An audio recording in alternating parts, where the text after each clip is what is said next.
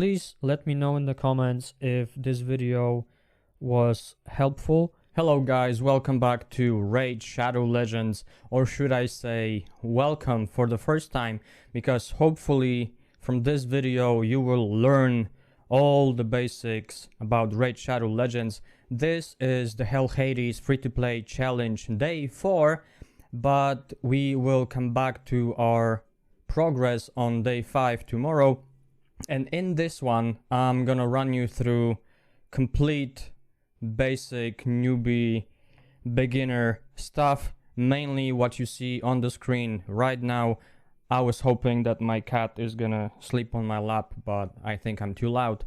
We will start with a brief explanation of what Raid Shadow Legends actually is. It's basically kind of like Pokemon, but not really. It's more like a Pokemon Go at this point, or I should say Pokemon Go turned shit.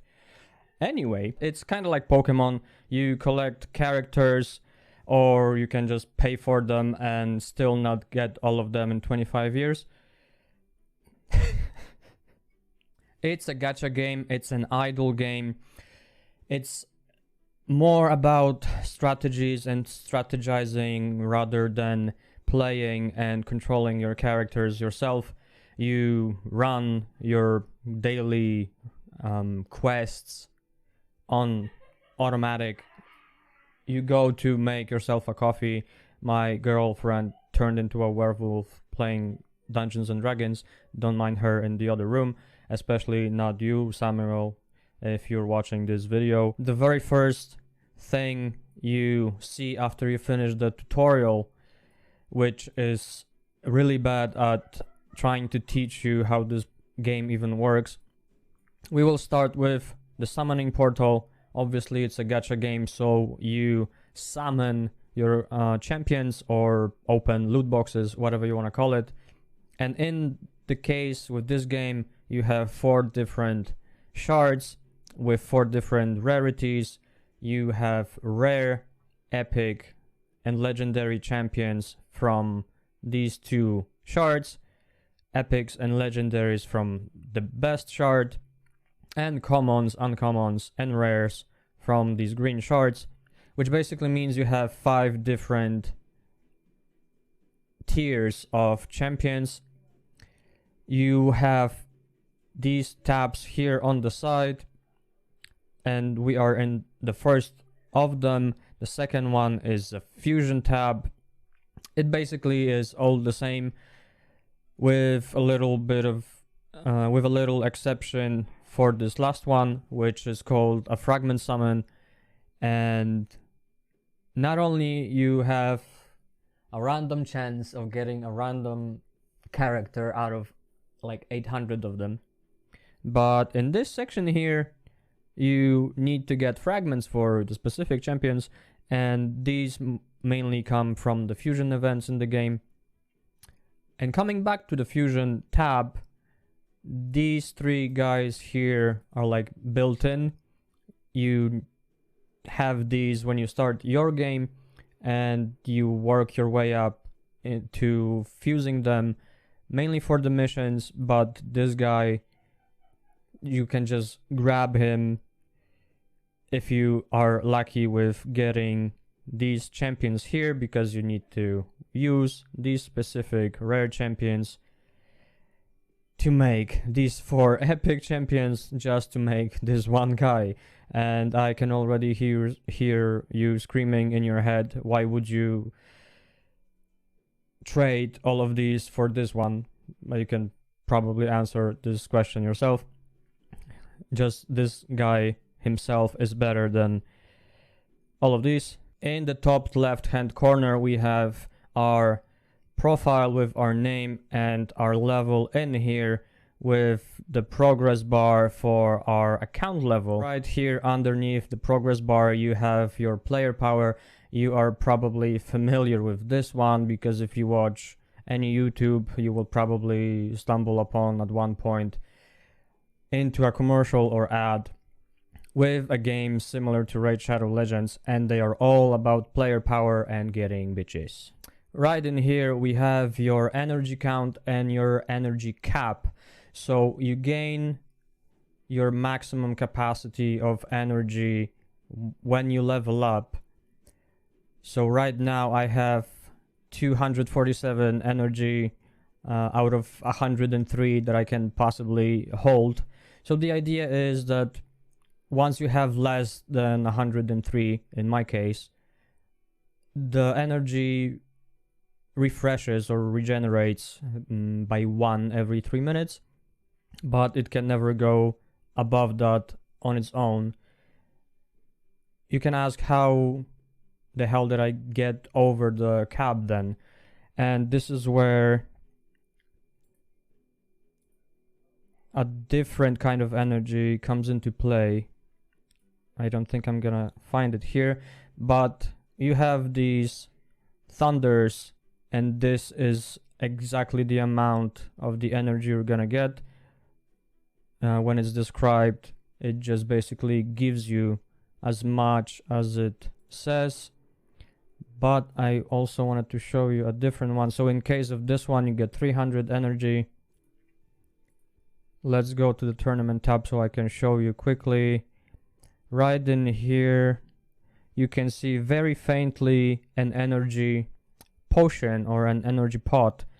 And this pot stores your maximum capacity, which in this case would be 103. So if I use that pot, I would have had like over 350 energy now, or exactly 350. So the idea with your energy potions is that you want to keep them in your inbox or stored in these tabs unclaimed for as long as you can, so that you get the most benefit out of using them when you level up. I think the cap currently is like 130, and you have to get to like level 60 or something to get that cap, and this is basically as much as you're gonna get daily, to be honest, which means that the game forces you to keep it open and play every other minute, to be honest. But that's the energy. These are arena tokens. You get 10 a day.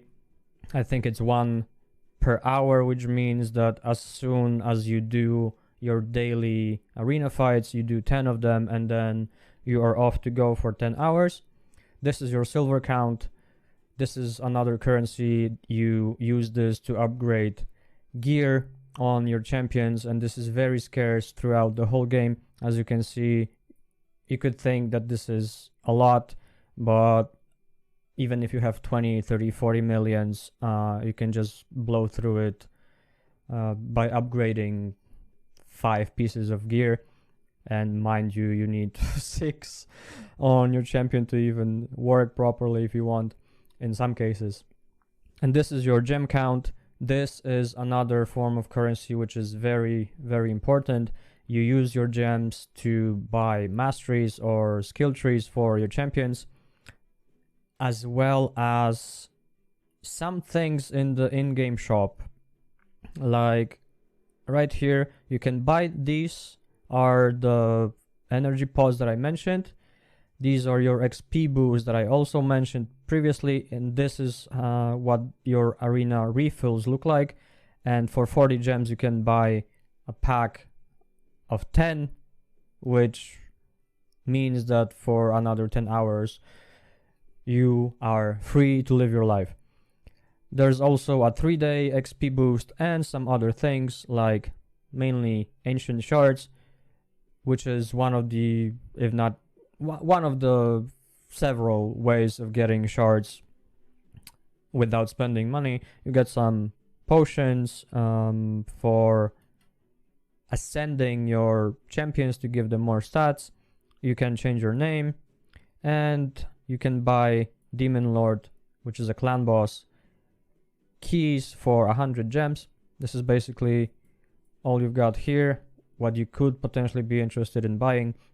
But the biggest deal with your gems is this pot right here, because you can, for 40 gems, you can buy yourself as many pots.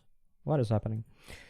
because with 40 gems you can buy yourself as many pods as you possibly can, just as long as you have those gems, and you can always go above your energy cap, but it's not advised, as you can probably imagine. If you want to efficiently use your energy, you should always be under your cap so it regenerates. So on the left hand side we have a menu with a bunch of stuff. The first one is pretty self-explanatory. It's daily login rewards.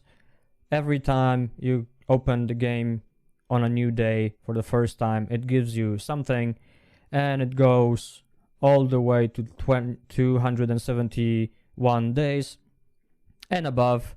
As soon as you reach almost a year of playing, this just repeats. But the whole idea with the daily login rewards is that every 30 days for like third of the year you get some champions, and these will really help you in the game, except for you suck. And as you can see, the game will give you the energy thunders, and this is the one that specifies exactly how much you're gonna get, and you're gonna be getting these energy thunders for a while. You get some XP boosts here. You have some blue and purple shards. These are void shards and these are the ancient shards. I didn't really explain them very well in the portal, but you get the tiers from the green one that was at the top to the bottom one, the orange one that was the best and the rarest technically. Apart from that, at the very end, at the end of the month, you get your champion, and you should be striving to collect these if you have the mental capacity to play this game for longer than an hour. Because in the beginning it's really slow. It's really slow going. You have your great hall in here.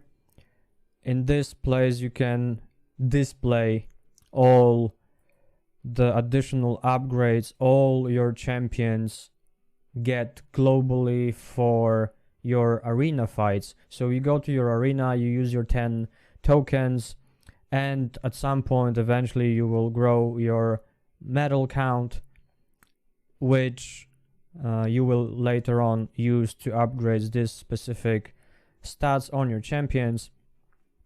You are probably familiar with all these stats. If not, this is critical damage, this is resistance, and this is accuracy. But you could ask me, what are those things on the side over here? And this is where the Pokemon aspect of it comes into play, because if I go to the arena right now, I refresh my set of fights, I go into a battle, and I am presented with this wheel over here. It also shows up in the tutorial, but I think people just brush it off. It's not really explained in detail. This is kind of works like rock, paper, scissors, and your champions have affinities. This is magic affinity, spirit affinity, force affinity, and this one inside the triangle is a void affinity. Blue beats green, green beats red, and the purple one is kind of the best, really, which also coincides with these void shards. So I think the biggest obstacle for people to understand in this game is that you have common, uncommon, rare, epic, and legendary champions, but epic doesn't equal void necessarily, by which I mean you can get epic champions of any affinity that I mentioned just a second ago. If I get a void shard, if I get a champion from a void shard, it can be a rare, epic, or legendary, it will always be a void affinity legendary. That's what stands out. That's why this shard in particular stands out in the game, because even though the sacred shards give you the best chance for epics and legendaries, you will not get void champions from any of these other shards, which works the other way around as well. These will always be void. You will never get blue, green, or red champion from these shards here. I hope I explained that well. So going back to the arena and going back to this affinity chart over here, the fact that the void affinity is in the center means that it has no weaknesses to other affinities, if I'm right about this myself. So the idea is that your champions have critical hits, normal hits, and weak hits, and if you are fighting the affinity that is unfriendly, let's say, to yours, like my main hero here versus this guy over here, he's basically not only stronger because he's OP and he's a legendary, he also has a better chance of critting just naturally because he's better affinity, or the affinity that beats mine. Let's put it that way. The basic gist with the void affinity is that it has no weak hits, which should probably tell you how valuable that is, because even though, let's have an example, you want to land your debuffs on your opponents, not only do you need accuracy to do that, you also need to be a good affinity towards your enemy to land that debuff. And even if you do have enough accuracy and you're a good affinity, in the game it's coded that there's still 3% chance for you to get weak hits. The next building is a tavern, and this is one that really needs a revamp. This is where you can see all your champions. You can upgrade their levels, you can upgrade their ranks, you can upgrade their skills and ascend them. So upgrading levels, if I want to upgrade this busty woman over here, the one of the several ways to upgrade this or any other champion is you can take another one and feed them into this one so it becomes XP for this character. Another way is to give them an XP brew, which I don't have at the moment, and as you can see here in the bottom corner, everything costs silver. That's why you're starting to realize how valuable silver is. So eventually, once I put brews or other champions that I don't need into her, she levels up slowly. The other way to level them up is to go into a campaign or dungeons and farm the XP over there. But since we are still in the tavern, the very, very basic idea of Raid Shadow Legends is that you need your champions to be level 60, rank 6.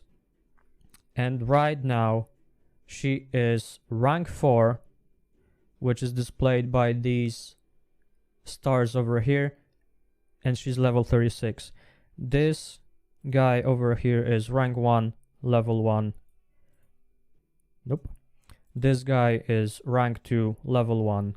This one is rank 3, level 11, so on and so forth. If you look at my champions, where did they all go? If you look at my champions here, my starter champion that I started the game with she's called Aethel. She is rank 5, level 50. The highest in the game currently is rank 6, level 60. These yellow stars means that your champion is unascended.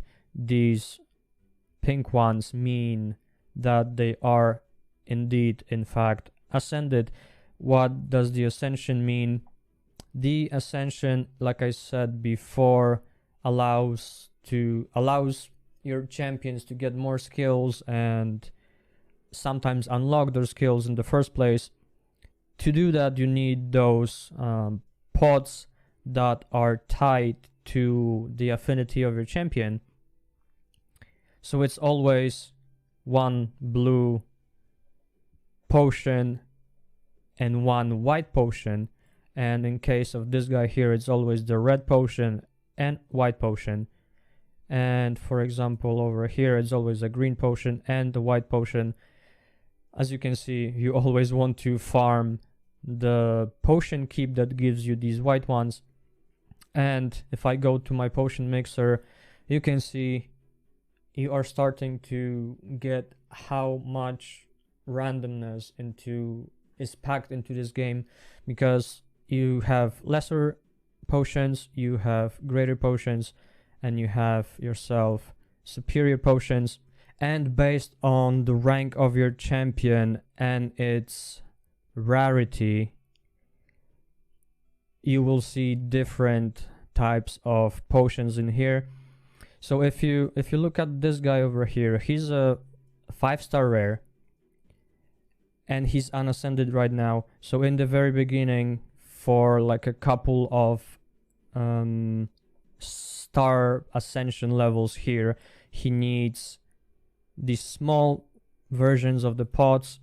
If I go to my character here, if you look at the potion mixer, this roundy potion here is the second tier of the potion, and she needs those because she's already like rank or ascension level 4, I suppose. And if you go to this guy, in this case you can see a very big difference right away, because he's unascended, but because he's a legendary, straight from the get-go he needs the biggest potions, which is the superior why can I not click any of this? If I go here, you can see that these are the ones that he needs, the superior force potions.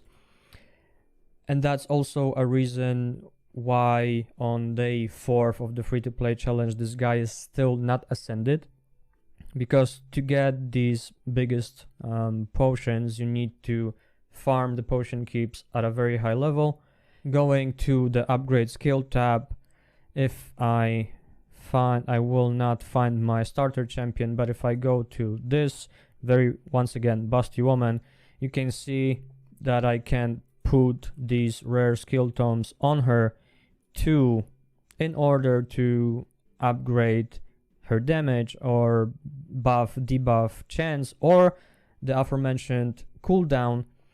The big thing in here is that you never want to put epic books into rare champions, because it's just a waste of a resource. If I go to this champion, once again, mind you, this is an epic champion of force affinity. Just because she's purple here doesn't mean she's void. I think that's a very important thing to distinguish. And as you can see here, all those blue books that were here just a second ago, they vanished because only the epic books can be used on an epic champion. And same with legendary books, which I have none of. As soon as I get a legendary book, it's gonna show up in here and I will be able to use it. If you plan on putting skill tomes into a rare champion, never use the legendary books. Obviously, these are one of the rarest resources in the game. I probably should have started this whole video with leveling and with ranking up your champions, because this is 101 of Raid Shadow Legends, and this is what you're going to be doing throughout your whole gameplay, and it's very tedious and it's very grueling and it's very not optimized. So she's level 36 right now. I need to get her to level 40 in order for me to be able to get her to rank 5, the stars, the 5th star, the North Star, the fifth of the North Star. As soon as she reaches level 40 in here, I'll be able to go to this upgrade rank tab in here. She's gonna show up here on the list. I will show you a different example. If I go to this one, she's level 40 right now. I click on her and the game shows me that right now, to get her to rank 50 level 1, I need to put 4 rank 4 champions into her in order to get her to that, what I just said. So for example, I can grab this guy, this, and this guy just to upgrade her. But you probably have plenty more questions. Why would I put a guy that's leveled to the max, that you spend your energy maxing out? And you would be right. You are asking the right questions. This isn't exactly optimal, but you probably you're thinking, so this is doing this, putting rank 4 level 1 champions is probably the most efficient way and bang for your buck, but not necessarily if you want to play the events, the tournaments, because for whatever reason this game decided that to get the most points in the champion training events is that you have to get these guys to level like 21 and then use them to make somebody else better to get more points. But that's not the point of this video. So that's the basic gist of it, and you do that. You can start doing that all the way from rank 1, level 1, and you can probably imagine how long it takes to go through all those steps. Every time you rank up a champion, it becomes level 1 again. Please bear that in mind. It becomes level 1 again. So in the first week of your gameplay, you want your starter or a different champion that you potentially got from your ancient shards or other shards, or the shards that you got in the very beginning of the game by completing the campaign. You want this champion to get to level 60 to get the most benefit out of using just this champion to blast through campaign, which is very important. I've been playing for a while now. She's level 50. I've been playing for 4 days. I've been playing more than I spend time at work, and I play at work as well, so that tells you much. That should tell you enough. She is level 50, rank 5. I will be repeating those words again and again, hopefully to get them into your head and without confusing you even more. So after 4 days, I am still unable to get her to 60. If I go to upgrade rank, and if you can see that for every you kind of get like your smartphone notifications in the forms of these red dots, which means that you can do some action with these champions here. So if I go to my level 50 Aethel in here, you can see repeating once again what I just said. I need 5 champions, rank 5. It can be level 1, it can be level 21, it can be level 50. Level 50 is inefficient. Level 21 is probably the best efficiency if you want to go into events. And rank 5, level 1 is the best efficiency for energy. So I need all of those people, and to get all of those people to rank 5, I need all of those people that are rank 4, level 40, 30, 20, 1, rank 1, 2, 3. Now you realize why after a week of playing you're still stuck in one place, especially if you're inexperienced. It can get you to 2 weeks, maybe 2.5, especially because the game doesn't really explain its own mechanics.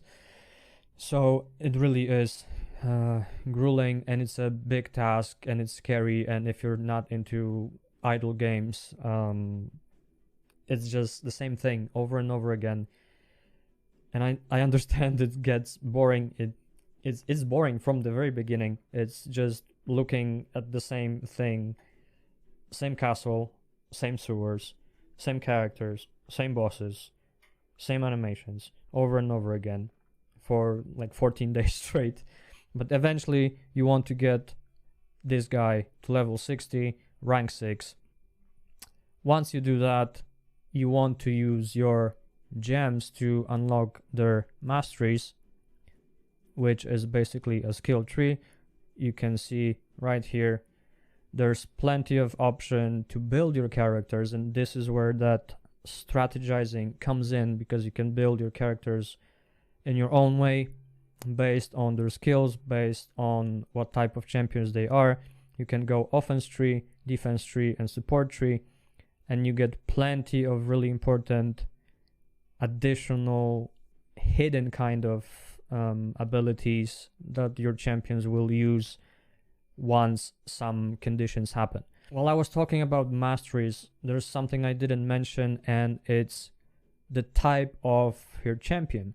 As you can see in here, we went through the rarities and the ranks and the levels. In here, in this corner over here, you have banners of your factions, because your champions can also fight in faction wars, which is additional thing. But you have your champions and their type is stated right over here, and in this case my starter, my promo code champion is also an attack champion, but that legendary in this gold frame that I got from an ancient chart on day 2, please watch that video, it's funny, hopefully. You can also see that he is an attack champion as well. We have, let's find a different one. Myrmidon over here is from Bannerlords, and he is defense type champion. Dur the Hungerer right here is a support type champion. And these are the 3 out of 4 types of champions. The very last one that I'm missing, and I don't think I have any, is an HP based champion. And now when you go into the skills of your champions, so you can get 2 skills and you can read about them in 2 ways. You can hit this button here that says champions, you can go to skills and click on all these skills. This is your first skill, your second skill, your third skill, and sometimes there's a passive or 2, and this is A1, A2, and A3 for short. If you want to go to skills in a different way, you can also move yourself to the tavern that we already been to. You can go to upgrade skills, and you can also read about them in here, but there's a slight difference between the 2, but that's not the point right now. So what's the big idea with all these skills? In here, some of your champions will have aura of some type. In this case, with my starter, it's increasing ally HP in all battles by 15%, and this is sometimes a clutch in all your fights. Okay, so how do you use your aura if your champion has it? If you go to, for example, an arena battle, I choose my opponent, and if I take her away from here, you can see that the first spot is the leader spot, and this is where you want to put a character with an aura to activate the effect. Even if your champion dies, the aura is still in effect. To show you something different, I can take this guy. He has a resistance aura in faction crypts by 30%. It's useless in this case because we are in the arena and not faction crypts, but that's the basic idea of it. If I choose Lady Quillen over here, you can see that hovering above one of her skills is this little exclamation point, and what this basically means in most of the cases is that she needs to be ascended for this skill to work. So if she's unascended in this case, she only puts like increased crit damage on all allies for 2 turns. Once she's ascended, she also puts up an increased attack, a big version, 50% on everyone, which is in most cases a very big change. The Grave Chill Killer chilling here is also a good example of another type of ascension block.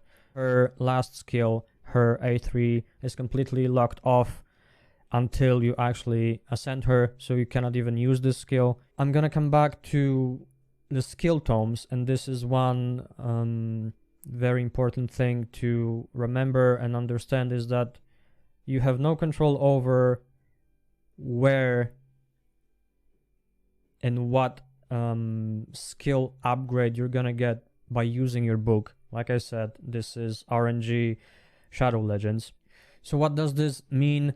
This basically means that even if you put a rare book into Grave Chill Killer here and you want to get this damage 5%, there's a high probability that it's gonna land somewhere completely different, but it's always gonna be the first available level of that skill.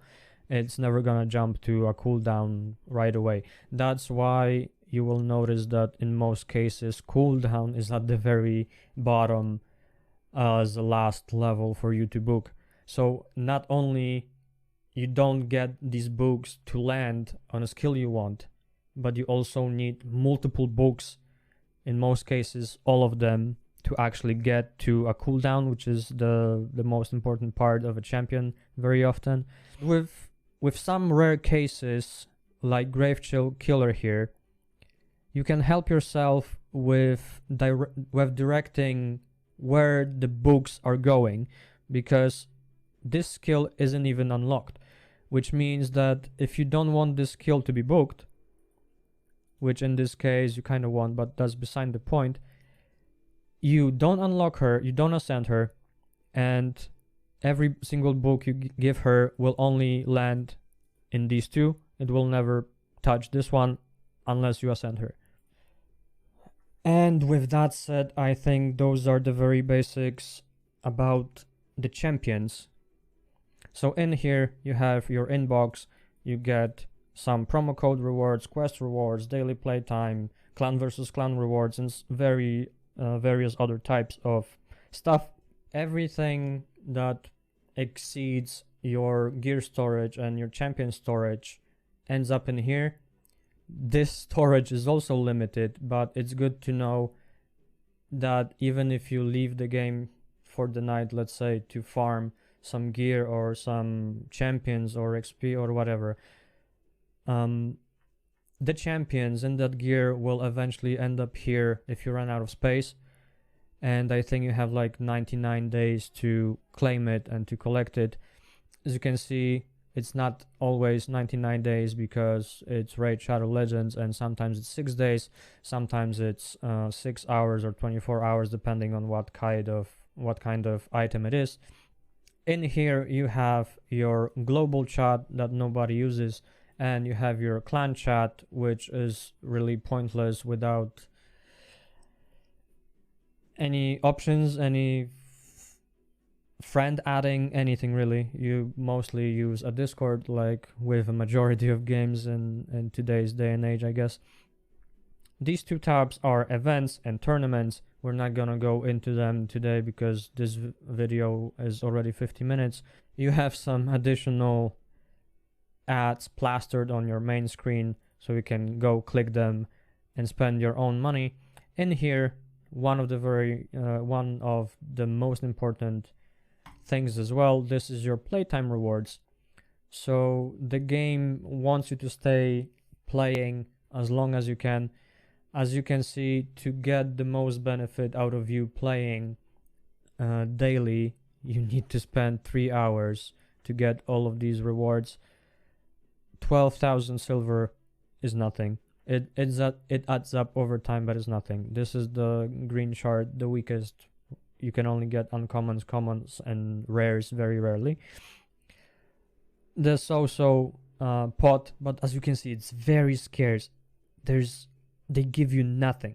They give you single items, and you need multiple hundreds of those items. You get, this is probably the biggest thing in your daily playing. You want to hit the 1 hour mark to get that potion, to get your energy back. You get some more silver, some shite Plarium points nobody should be caring about, and your arena refill. Grinding medals for the arena to upgrade the stats of your champions is very difficult. It's very time consuming. So if you're able to get 25 fights in a day, that's very good. If you do 5, that's the minimum for your daily tasks. If you do 25, that's great. Aim for 10 and you should eventually get somewhere. Briefly going to explain the stats.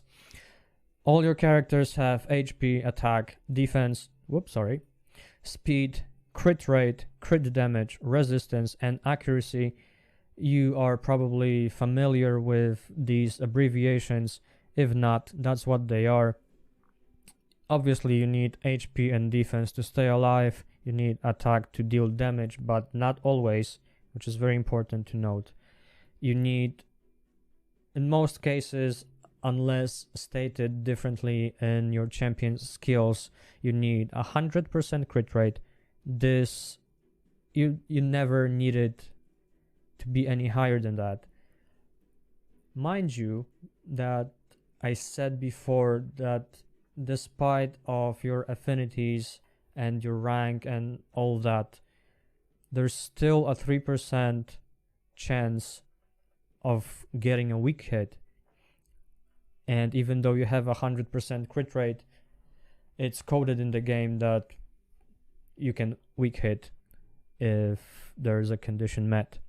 You need accuracy to land debuffs on enemies. You need resistance to resist the debuffs placed on you. You need 100% crit rate to deal crit damage. You need attack, HP, or defense to deal damage. So HP and defense make you survive things, but they also make you hit things.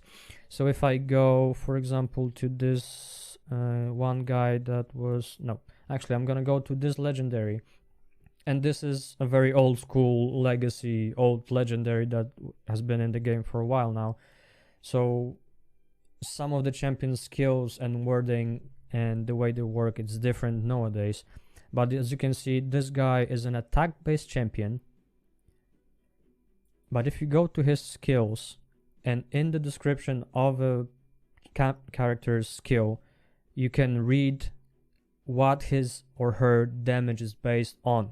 And in the case of this guy, it's both HP and attack, which means that you first of all want him to have as much HP as possible, so not only he stays alive, but he also smacks.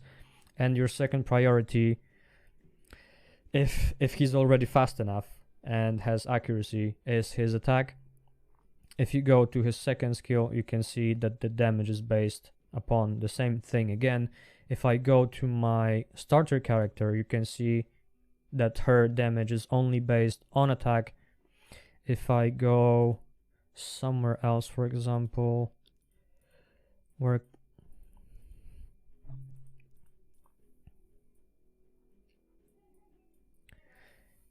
if we go to my boy Myrmidon here, he's a defense-based champion, and if you look at his skills, his damage is based on the amount of defense he has, which means that you literally gain nothing from pumping attack into him. And this is something very important to know and note and remember, write it down, because in the very earliest missions of the games and challenges, this game will ask you to put an attack percent gear on your champions, they will tell you that they need to go on an attack champion. But what I'm trying to explain to you is that you gain no stats at all if your if your champion is based on defense and you put attack on him. If your champion is based on attack, like this guy here on this girl over here, it basically means that you need a bigger spread of your stats to make her work. In the case of this guy, he uses his own HP to deal damage, which means that he can smack and survive at the same time. So he is kind of like an HP based champion. If he was reworked in 2023, he would be an HP champion. If I find that one guy, where is he? If I find this guy, so he is an HP based champion, but his damage is based on attack. That's how you know that the characters are old, because the way they're built doesn't make any sense. So on the main screen there's another button, it's called index. You can press it and go to see your Pokédex basically, and these are all the factions that have characters in them. But I'm here to show you one guy to explain something, and his name is Magnar, and this guy is an epic champion based on HP. And if you look into his kit, into his skills, all of his damage is based on HP, and he's one of the very best epic champions that deals damage, because his hidden multipliers that you will not be able to see in the description are very high, and he deals a lot of damage at the same time surviving getting hit because of that high HP amount. So now that we have that out of the way, I will try to explain very briefly and concisely how all this gearing works, because it's like 90% of success in this game. You have 6 pieces on your champions plus additional 3 accessories. It's a weapon, helmet, shield, gauntlets or gloves, chest plate and boots. And these can be in a familiar fashion to the champions: uncommon gear, common gear, rare, epic and legendary, and they can also range from rank 1 to rank 6. They can go higher with the current installments of the game, but don't worry about these for now. And your pieces of gear can also gain levels just as your champions do, which means that you need even more silver to do anything, and you spend all your silver leveling up those pieces all the way from level 0 to level 16 to give you the most benefit. So the problem with this game is that at the very beginning, even though the range of your gear is from 1 star to 6 star, you will never use rank 1 and rank 2 gear because it's just too weak and there's no point. With the very early game, the rank 3 pieces can still come in handy. The game will give you some of the 4-star pieces to help you out. How do the main stat and the sub stat work? The basic gist is that it's based on the rarity of a said item. Don't worry about the rank right now. We are talking this frame here. This is a rare item, and every rare item will have 2 substats already uncovered. This number in the bracket here specifies what substats I rolled. So if I go into this piece in here, for example, this is a resistance chest plate with defense percent and crit damage percent substats. If I go to upgrade it, I choose level 4, for example.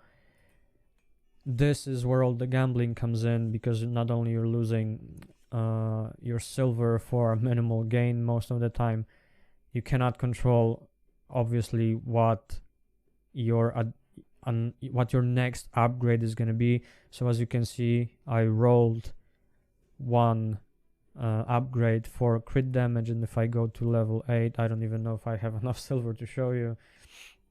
It will try eventually get to level 8, and as you can see in here, upgrade chance is high for now, but it will diminish very soon and it will fail plenty of time, so be ready for that.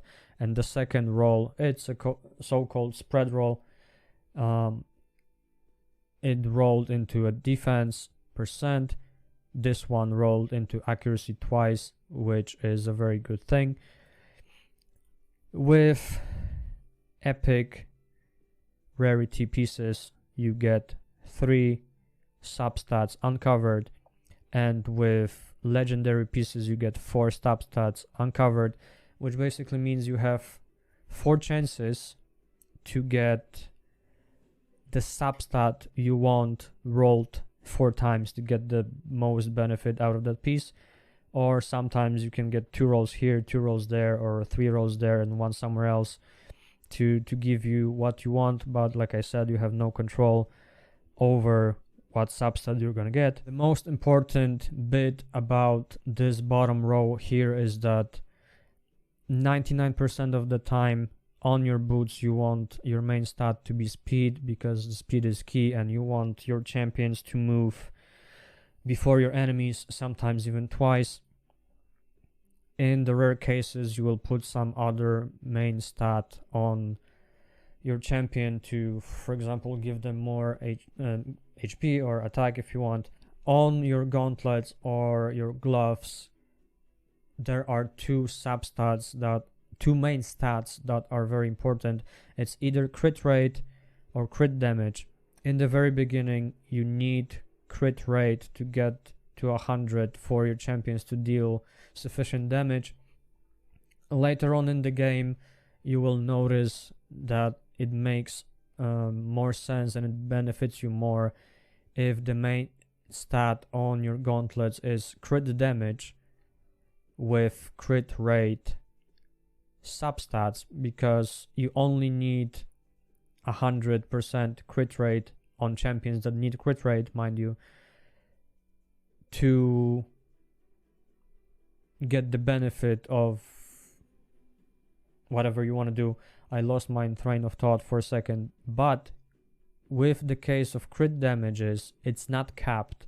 So crit rate caps at 100%, but crit damage goes to 350, 400 if you manage to squeeze out all your best gear, which means that, for example, rank 6 legendary rarity crit damage gloves will give you like 80% crit damage, and if you happen to somehow magically, luckily get 4 rolls into crit rate, this can possibly give you half of your crit rate cap needed. On your chest plates, there are a few things you want to see. It's in most cases, if your champion needs to land debuffs, you need accuracy as a main stat. If they are attack type champion with damage based on attack, you need to have your main stat to be attack %. And if they are HP based champions or defense based champions, you need basically HP % and defense % main stats on your chest plates. There's also something different than attack %, defense %, and HP % stats and substats. It's also called a flat stat. And in the case of this chest plate from the perception set of gear, I'm not gonna go into sets. Sets basically give you additional stats. This is one of the best sets in the game. It gives you 40 accuracy and 5% more speed as long as you put 2 perception pieces on someone.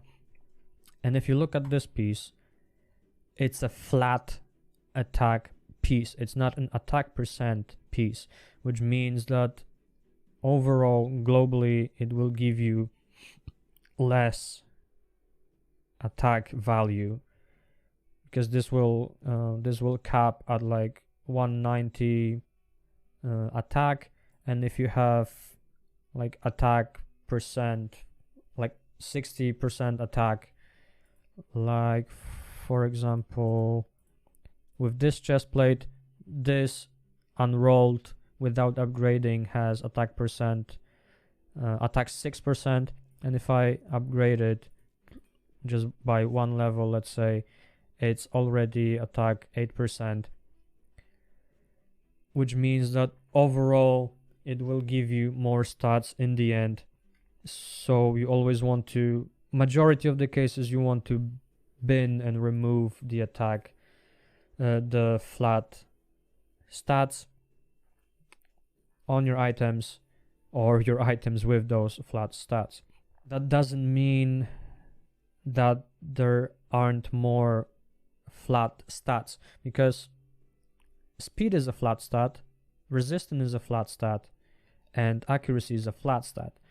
But you never want to get rid of those, really, because this is the only value. You don't have speed percent or resistance percent, because that would be too OP at some point. So I think now, with that out of the way, I can finally go back to the Great Hall for the 11th time and explain to you that you will not see speed or crit rate in here, because crit rate caps at 100% and speed would be too OP and would have to be nerfed if it were to be in this Great Hall for anyone to upgrade it and gain advantage over enemies, especially in the arena playing against other people.